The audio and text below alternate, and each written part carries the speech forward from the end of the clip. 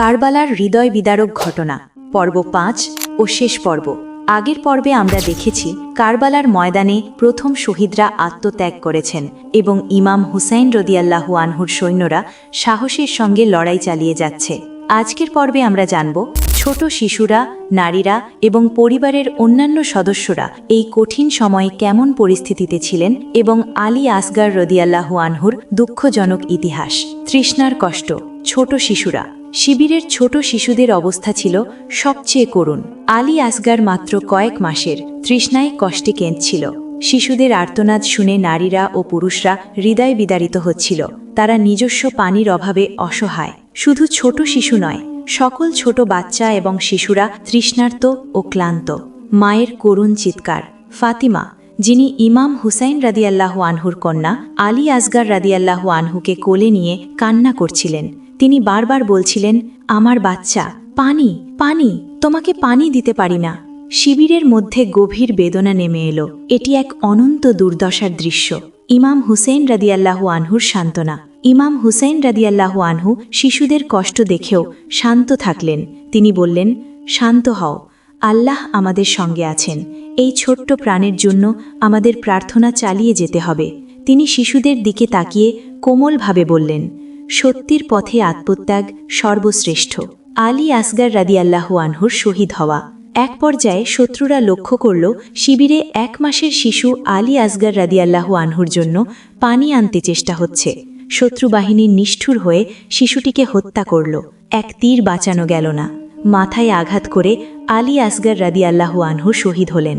মায়ের কণ্ঠ আর শিবিরের কান্না আকাশ কেঁপে দিল। ইতিহাসে এক অবিস্মরণীয় ঘটনা। এই ঘটনা কারবালার ইতিহাসে চিরস্মরণীয়। ছোট শিশুও সত্যের পথে শহীদ হয়েছিল। এই শহীদত্ব দেখায় সত্যের জন্য কোনো বয়স বাধা নয়। নারী ও শিশুদের ভয়ঙ্কর কষ্ট সত্ত্বেও ধৈর্য ও বিশ্বাস অটুট ছিল। শিবিরের প্রতিক্রিয়া। শিবিরে সবাই কান্না করছিল, কিন্তু কেউ আত্মত্যাগের পথ থেকে যায়নি। ইমাম হুসাইন রাদিয়াল্লাহু আনহু বললেন, এখন আমাদের দৃঢ় থাকতে হবে। শহীদরা আমাদের পথ দেখিয়েছে। তাদের চোখে দেখা গেল দৃঢ়তা এবং অদম্য সাহস। কারবালার ময়দানে আজ সবচেয়ে হৃদয় বিদারক দৃশ্য। শিশু শহীদ, নারীদের কষ্ট ও কান্না, সঙ্গীদের ধৈর্য ও সাহস। এটি যুদ্ধের এক গুরুত্বপূর্ণ ও হৃদয় বিদারক অধ্যায়। এখন পরিস্থিতি আরও চরমে পৌঁছেছে। আগামী পর্বে আমরা জানব শেষ লড়াই এবং ইমাম হুসেইন রাদিয়াল্লাহু আনহুর শহীদত্বের চূড়ান্ত দৃশ্য। আগের পর্বে আমরা দেখেছি শিশু আলী আসগার রাদিয়াল্লাহু আনহু শহীদ হয়েছে, নারীরা কান্নায় ভেঙে পড়েছে, আর ইমাম হুসেইন রাদিয়াল্লাহু আনহুর সৈন্যরা সত্যের পথে দৃঢ়ভাবে লড়াই চালিয়ে যাচ্ছে। আজ আমরা জানব শেষ লড়াই কেমন ছিল এবং ইমাম হুসেইন রাদিয়াল্লাহু আনহু কিভাবে শহীদ হলেন। যুদ্ধ চরমে। আশুরার দিন ছিল চরম তপ্ত। ইমাম হুসেইন রাদিয়াল্লাহু আনহু এবং তার সৈন্যদের সংখ্যা খুব কম। শত্রু সৈন্য অসংখ্য, অস্ত্রশস্ত্রে সজ্জিত। ফোরাত নদীর পানিও এখনও তাদের জন্য বন্ধ। শত্রুদের আক্রমণ ছিল নিস্তেজ নয়, বরং নিষ্ঠুর। সৈন্যদের আত্মত্যাগ। প্রতিটি মুহূর্তে কেউ একজন শহীদ হচ্ছিল। সাহসী সৈন্যরা নিজের জীবন উৎসর্গ করছিল। কেউ পিছু হাঁটছিল না, কেউ ভয় দেখাচ্ছিল না।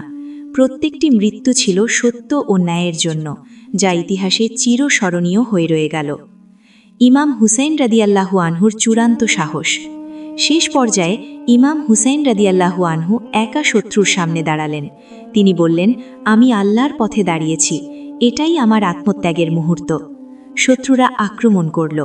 অস্ত্রের ধাক্কা, তীরের আঘাত, সবকিছু সইলেন তিনি। চূড়ান্ত আত্মত্যাগের মাধ্যমে ইমাম হুসাইন রাদিয়াল্লাহু আনহু শহীদ হলেন। বা নারীদের ও সঙ্গীদের শোক। শিবিরে নারীরা কান্নায় ভেঙে পড়ল। তারা শোকাহত, তারা একেবারে অসহায়।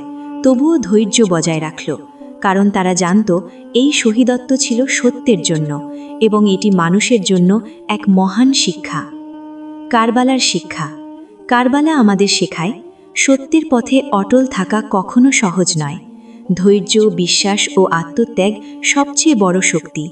ছোট শিশু বা নারী বা পুরুষ, সবার জন্য সত্য ও ন্যায়ের পথ সমান। যে কোনো বিপদের সামনে সাহসী থাকা মানবিক ও ঈমানী মহিমা। শেষ ভাবনা।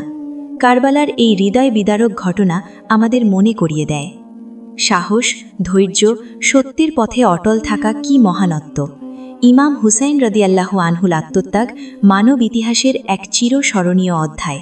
এই গল্প কেবল ইতিহাস নয়, এটি একটি চিরন্তন শিক্ষা।